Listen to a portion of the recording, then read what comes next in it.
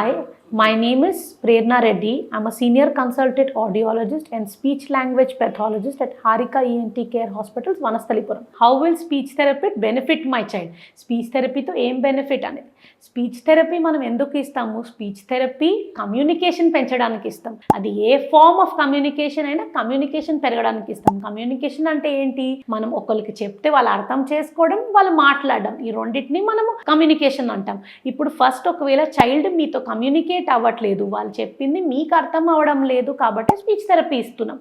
ఆ speech therapy ఇవ్వడంలో first మనం డెవలప్ చేసేది వాళ్ళు అర్థం చేసుకోవడం పెరిగితే ఆటోమేటిక్గా వాళ్ళు మాట్లాడడం కూడా పెరుగుతుంది.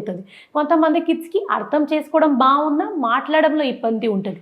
వీటికి కూడా స్పీచ్ థెరపీ బాగా బెనిఫిట్ అవుతుంది. స్పీచ్ థెరపీ పిల్లలు ఒకరికే కాదు, పెద్దోళ్ళకి, నత్తి ఉన్న వాళ్ళకి, క్లారిటీ లేకపోతే క్లారిటీ పెంచడానికి, మనం మాట్లాడేది నోట్లో మాట్లాడుకొని క్లారిటీ లేకపోతే హియరింగ్ లాస్ ఉన్న స్పీచ్ థెరపీ మనకు హెల్ప్ అవుతుంది.